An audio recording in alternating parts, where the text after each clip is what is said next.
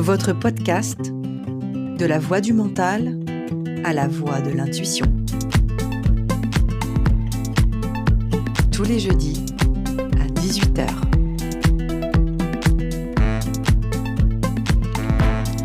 Bonjour à vous et bienvenue dans ce nouvel épisode de ce podcast intitulé De la voix du mental à la voix de l'intuition. Je suis Julie Baudouin, je suis coach spécialisée dans la reconnexion à soi, dans la gestion de l'hypersensibilité et le développement de l'intuition, et je suis également l'auteur de l'ouvrage intitulé S'écouter pour se créer. Je suis ravie aujourd'hui de vous retrouver pour commencer notre exploration de la méthode créative. Souvenez-vous, la semaine dernière, nous avions répondu à la question pourquoi passer du mental à l'intuition. Nous avons pu définir ce qu'est le mental, ce qu'est l'intuition et puis surtout les limites finalement de chacun et notamment du mental, parce que nous sommes dans une société qui valorise principalement tout l'aspect de réflexion, d'analyse, et on fait en général la part belle à justement ce mental qui prend bien souvent toute la place, au point parfois même de nous sentir un peu aliénés, perdus et complètement déconnectés de ce que nous sommes réellement, ou en tout cas même de ce que nous souhaitons devenir. Alors donc aujourd'hui, nous allons plonger dans la première étape de cette méthode créative que j'ai donc détaillée un petit peu la semaine dernière et que nous verrons donc au fil des semaines. Aujourd'hui, conscientiser. Première étape, nous allons voir pourquoi cette étape est essentielle pour calmer votre mental et vous reconnecter à vous-même. Alors tout d'abord, dans la méthode créative, conscientiser, ça veut dire quoi ? Conscientiser, c'est le premier pas vers soi. Ça signifie de prendre pleinement conscience de ce qui se passe à l'intérieur de nous, nos pensées, nos émotions, nos croyances et également plus tard nos sensations corporelles. Parce que souvent, comme je le disais la semaine dernière, on fonctionne en pilote automatique. Finalement, on respire sans prendre conscience, on digère sans prendre conscience, on pense sans prendre conscience, on imagine sans prendre conscience, et on peut comme ça faire passer des heures et des heures, finalement en oubliant une partie de notre fonctionnement qui finalement fonctionne sans notre conscience. Alors finalement, pourquoi est-ce que c'est important de prendre conscience ? Justement parce que sans conscience, on ne peut pas changer ce qui nous bloque. On peut être malheureusement guidé par des pensées répétitives ou des croyances inconscientes qui ne sont pas toujours aidantes. J'ai envie de vous citer un auteur que j'apprécie beaucoup, Dawson Church, qui a été l'auteur de ce fameux livre De l'esprit à la matière, et qui dit « Quand notre conscience change, le monde change aussi ». Je rappelle que cette notion de conscience est reprise même par la physique quantique. La conscience est importante pour impacter la matière. L'observateur, c'est ça la conscience, c'est l'observateur qui est au-dessus. On est même sur une notion très spirituelle. On retrouve cette notion de conscience dans toutes les grandes spiritualités, toujours dans cette idée d'aller se détacher de son ego, se détacher de ses pensées, de son mental, de ses croyances, qui font que nous sommes toujours sans cesse dans une boucle de conflit, si nous restons dedans, collés, comme je vous disais tout à l'heure. Donc on est vraiment dans cette idée de prendre de la hauteur, de prendre de la spiritualité finalement dans cette conscience. Donc s'il est important de changer notre conscience, c'est justement parce que c'est la perception qui compte. On peut passer en fait un certain nombre de temps parfois à vociférer contre les événements, contre l'autre qui fait pas ou qui dit pas ou qui ne pense pas comme nous on voudrait qu'il le fasse, etc., etc. Sauf que finalement, on peut s'apercevoir que pour une même situation ou face à une même personne, deux individus peuvent réagir d'une manière différente. Donc, ce n'est pas tant la personne en face ou la situation que nous vivons, mais bien la perception que nous en avons. Donc, plus nous prenons conscience de ça, plus nous pouvons changer ce que nous pouvons changer, c'est-à-dire ce sur quoi nous avons la main. Et ce sur quoi nous avons la main, Ce ne sont pas les événements extérieurs, bien souvent, ce ne sont pas les personnes et leur caractère, c'est bien la perception que nous avons de tout ça. Donc, cette citation, quand notre conscience change, le monde change aussi. C'est bien ça qui est important. C'est de commencer à prendre conscience. Eh bien, ça va permettre d'identifier à l'intérieur de nous, eh bien, ce qui bloque. Ça va pouvoir nous permettre d'identifier qu'est-ce qui appartient à mon mental, qui est souvent d'ailleurs très bruyant, on verra comment. Et puis aussi, qu'est-ce qui appartient éventuellement à mon intuition? Qu'est-ce qui appartient à mon passé? Qu'est-ce qui appartient à la croyance de mon père, de ma mère, de mes grands-parents, et cetera? Qu'est-ce qui est à moi? Qu'est-ce qui ne l'est pas? Ça, souvenez-vous, hein, ça sera plus facile pour le tri de savoir ce que l'on garde et ce que l'on ne garde pas. Mais pour pouvoir faire ce tri, eh bien, cette prise de conscience, ça va nous permettre de nous décoller. Je fais souvent, ce geste-là en atelier. C'est un petit peu comme si nous avions du chewing-gum, et que nous nous identifions à nos pensées. Nous pensons être nos pensées alors que nous avons le choix de les suivre ou pas, hein. Souvenez-vous, c'est une boucle, qui fonctionne sans nous, mais nous n'avons pas à nous identifier à nos pensées. Vous pouvez vous poser la question, hein: «Qui suis-je?» Qui suis-je? Avec ce jeu de mots entre le verbe être et le verbe suivre. Qui Que suis-je? Plutôt exactement, que suis-je? Est-ce que je suis mon mental ou est-ce que j'ai la liberté de suivre ou pas mon mental? C'est bien tout ça, hein, que je vous invite à explorer là dans cet épisode. Alors, une petite anecdote, pour, finalement vous partager, à un moment où j'ai pu effectivement avoir une prise de conscience qui, m'a permis à l'avenir de changer les choses. Il y a plusieurs années, j'étais typiquement enfermée dans le rôle de sauveur. Je ne sais pas si, ce rôle vous parle. Si vous connaissez, vous savez, cette triade entre sauveur, victime et bourreau. Alors, on passe tour à tour, hein, un peu à tous les rôles, selon les situations, mais on peut avoir principalement un rôle de prédilection. En ce qui me concerne, c'était le sauveur. J'aimais, principalement aider l'autre et encore aider l'autre, et je retrouvais mon utilité en essayant de sauver l'autre même. Heu, Sauf qu'en contrepartie, j'avais souvent des propos, assez raides sur le fait que moi j'aidais les autres et que finalement jamais personne m'aidait, que c'était tout le temps moi qui donnais tout, et qu'en contrepartie, eh bien les gens étaient ingrats parce que finalement on me redonnait pas ce que moi j'offrais à l'autre et donc je pouvais râler de ne pas être aidée comme moi je le faisais pour les autres. Hem, la prise de conscience, ce travail de prise de conscience m'a permis d'entendre, de prendre le temps, hein, de bien respirer et d'entendre une croyance, auquel je n'avais pas pensé, et qui n'arrêtait pas de me répéter: «Tu n'as pas de besoin toi. Toi, tu as pas besoin d'aide. Toi, tu n'as pas besoin d'aide». Donc je cherchais finalement dans des situations extérieures, de l'aide auprès de certaines personnes, mais j'ai découvert au fin fond de moi, finalement, se cacher sous le tapis, dans l'ombre, une croyance qui était bien plus forte et qui conditionnait finalement tout ce que je vivais et qui émettait finalement une certaine fréquence. Je n'ai pas besoin d'aide. Je n'ai surtout pas besoin d'aide. Donc, c'est vraiment en conscientisant cette pensée que j'ai pu commencer à la transformer, et progressivement accepter l'aide que l'on me proposait et que je ne voulais surtout finalement pas voir puisqu'elle n'était pas en corrélation avec, ma croyance interne et puis progressivement demander de l'aide.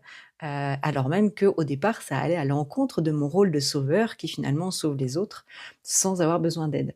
Donc c'est vraiment l'exploration profonde de, la croyance qui, nous, pousse à agir de telle et telle manière et d'entendre vraiment précisément cette pensée qui est bien subtile parfois et souvent cachée sous le tapis.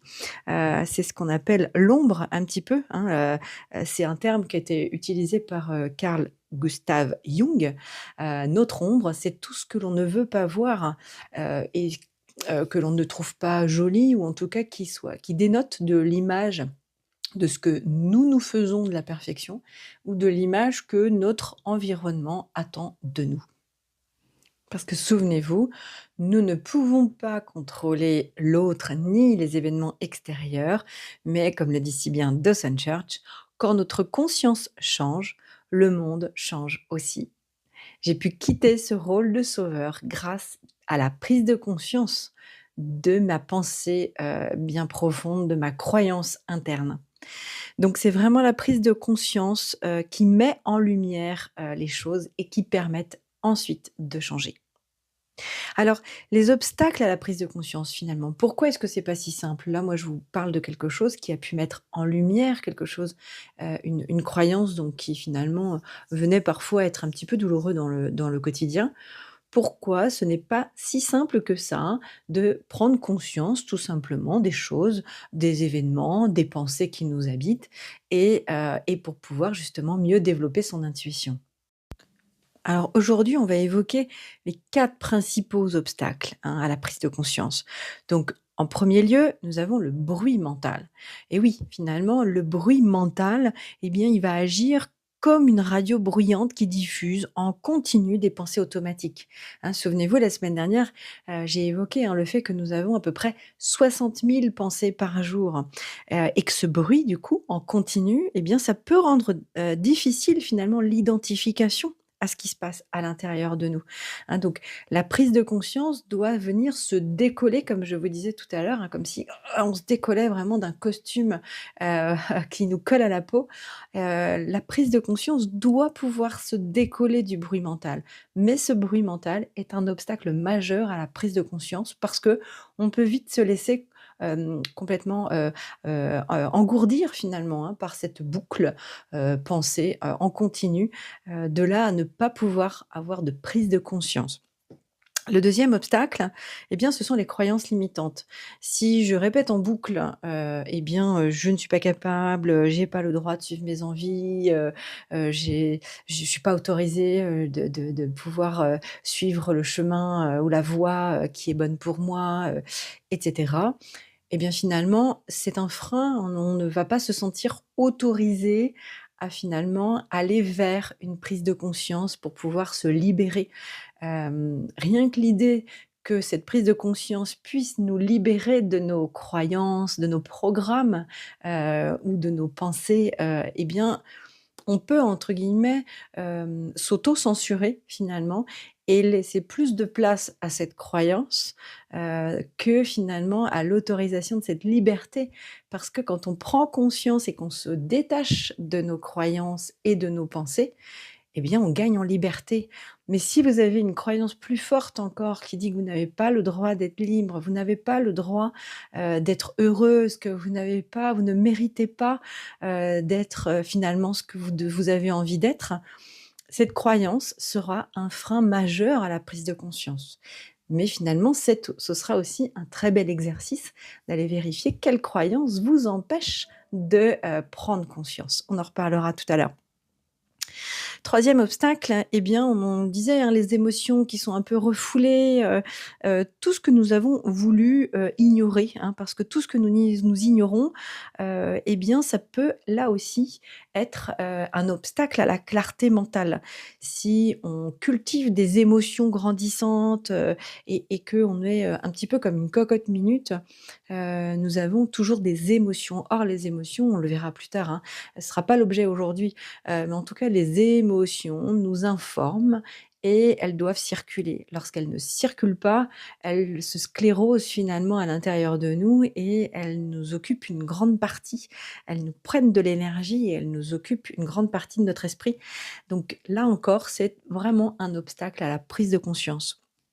Et puis, quatrième obstacle que j'ai envie de vous évoquer aujourd'hui, eh bien, c'est tout simplement les distractions extérieures. Vous savez que nous vivons dans un monde où tout va vite. Nous avons des écrans, des obligations, des attentes sociales, des sollicitations, des mails et n'importe quel type d'information en continu, possibilité de regarder, des séries, jusqu'au bout de la nuit et d'être tout le temps, tout le temps, tout le temps sollicité. Or, la prise de conscience, elle a vraiment besoin d'un temps pour ça, d'un calme, hein. Donc on est vraiment dans, la nécessité, comme je vous le disais, vous savez, la semaine dernière, je vous ai utilisé la métaphore de l'eau et l'argile que j'aime bien et que finalement je vais vous réutiliser aujourd'hui.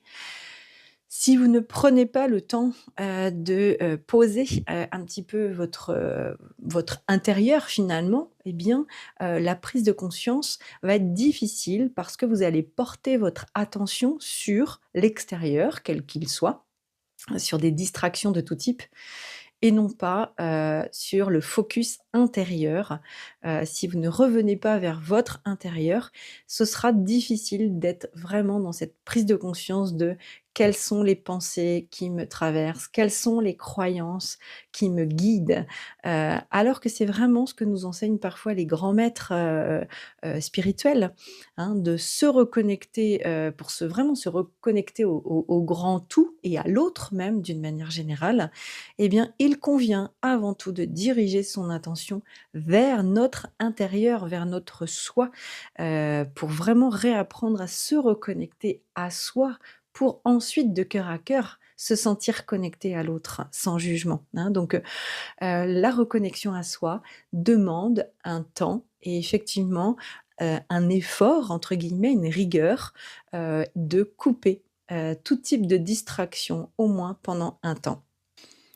Et d'ailleurs, à ce titre, eh bien, comme nous l'avons expérimenté déjà la semaine dernière avec juste une prise de conscience au niveau de notre respiration, eh bien là, nous allons pratiquer la prise de conscience un petit peu plus, profonde, quant à nos pensées, à nous faire un scan mental et émotionnel. Alors, je vous propose maintenant, eh bien, cet exercice simple pour commencer à pratiquer la prise de conscience. Je vous invite à vous installer confortablement, que vous soyez assis, debout ou même allongé. Libre à vous de fermer vos yeux si possible. C'est toujours mieux, hein, on a parlé juste là avant de distraction. L'invitation de fermer vos yeux, c'est vraiment une invitation à vous recentrer sur vous-même sans être perturbé par l'extérieur. Donc vous allez pouvoir donc, une fois installé confortablement, fermer vos yeux et commencer à porter votre attention à votre respiration. Allez, vous allez inspirer profondément et expirer doucement. Inspirez de nouveau et expirez.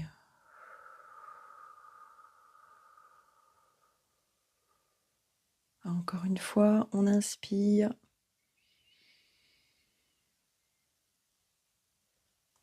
et on expire.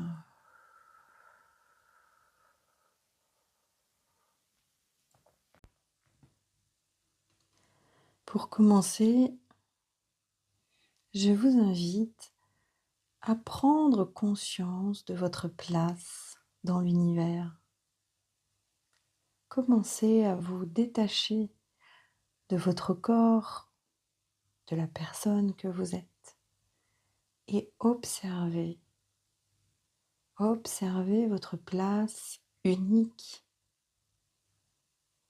votre utilité, votre singularité. Entrez dans votre conscience qui est au-dessus de la personne que vous êtes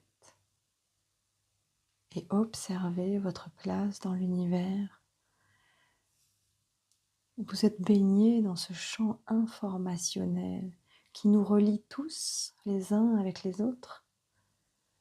Dans ce champ informationnel, on pourra y trouver les intuitions que nous aurons envie de récupérer le moment venu. Et là, tout de suite, maintenant, prenez juste conscience de cette interconnexion et de votre place unique. Vous êtes plus que votre corps, vous êtes plus que vos pensées, vous êtes plus que vos croyances. Cherchez à être au-dessus et d'une manière un peu spirituelle d'observer les choses avec détachement, sans jugement, avec bienveillance. Cherchez en vous le non-jugement, juste l'observation. Prenez conscience de l'endroit où vous vous situez actuellement, des sons éventuels que vous pouvez percevoir, de l'ambiance de la pièce dans laquelle vous vous trouvez.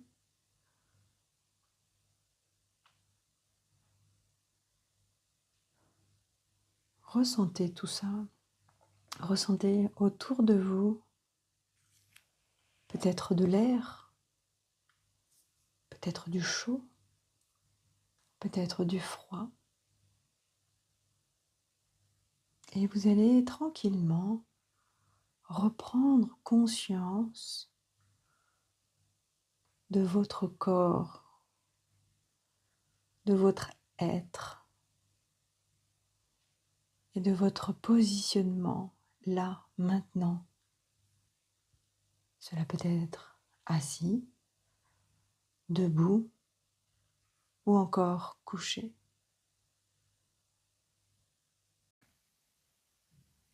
Une fois bien recentré sur vous, je vous invite à commencer à écouter vos pensées qui vous traversent en ce moment. Essayez juste de les observer sans jugement, avec bienveillance, comme si vous les écoutiez pour la première fois, comme si elles ne vous appartenaient pas.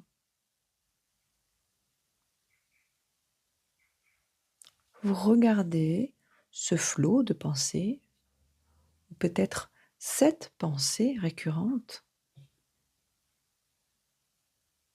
mais aussi ces croyances peut-être. Elles sont plus profondes, les croyances. Elles sont souvent cachées derrière les pensées. Je vous laisse un instant écouter ce qui se passe à l'intérieur de vous.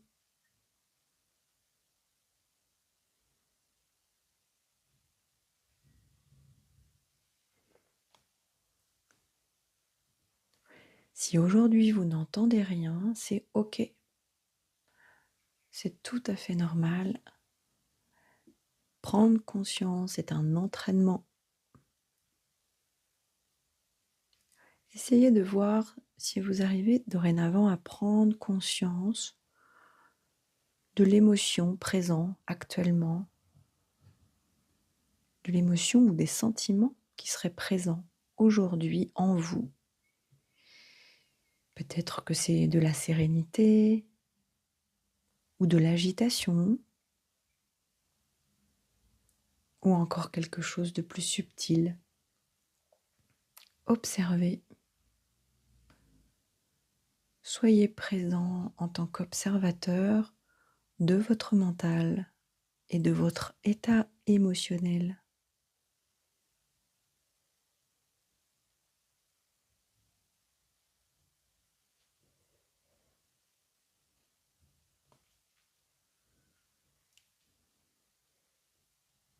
Et poursuivez encore cette prise de conscience en prenant conscience des sensations corporelles. Vous allez porter votre attention sur votre corps. Où ressentez-vous des tensions? Où ressentez-vous du confort ou de la légèreté?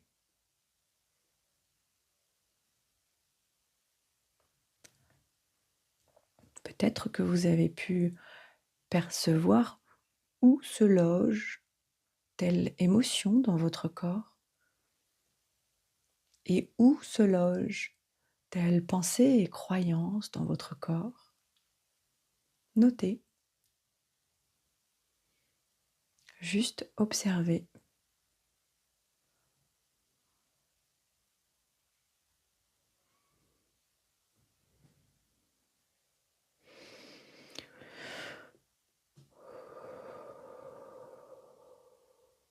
Inspirez encore profondément une dernière fois.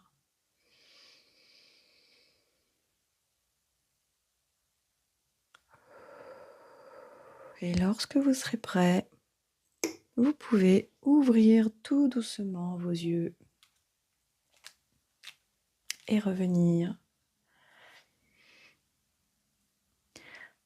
Alors ce simple exercice, vous pouvez le faire en 5 minutes seulement par jour ou plusieurs fois par jour, hein, autant de fois que nécessaire pour clarifier votre mental, pour permettre à l'argile, pardon, et bien de descendre dans le fond du verre.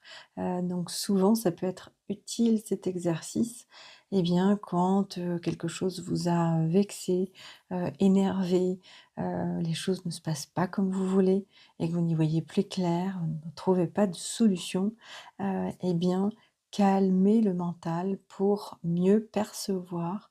Eh bien, je vous invite à faire cet exercice de quelques minutes seulement. Isolez-vous et calmez le mental juste en revenant à vous dans le présent, pleinement conscient à écouter votre intérieur. Hein, c'est vraiment un excellent point de départ pour conscientiser votre état intérieur. Hein, comment appliquer cette prise de conscience au quotidien? Eh bien, tout simplement en faisant des pauses respiratoires, dans la journée et des pauses pour vous demander: «Quelle pensée m'occupe en ce moment? Quelle émotion est présente en moi? Comment mon corps se sent-il?» Je vous invite, parce que c'est important que vous puissiez déposer, vous verrez, ce sera utile dans les prochains exercices encore, mais dès aujourd'hui, je vous invite à prendre un petit carnet pour commencer à noter ce qui vous traverse, noter les observations, noter quand ça a été facile de faire cette prise de conscience, noter quand ça a été difficile de faire cette prise de conscience. Sans jugement, on est juste un peu comme un scientifique qui est à l'étude de quelque chose. On est vraiment dans une observation de nous-mêmes.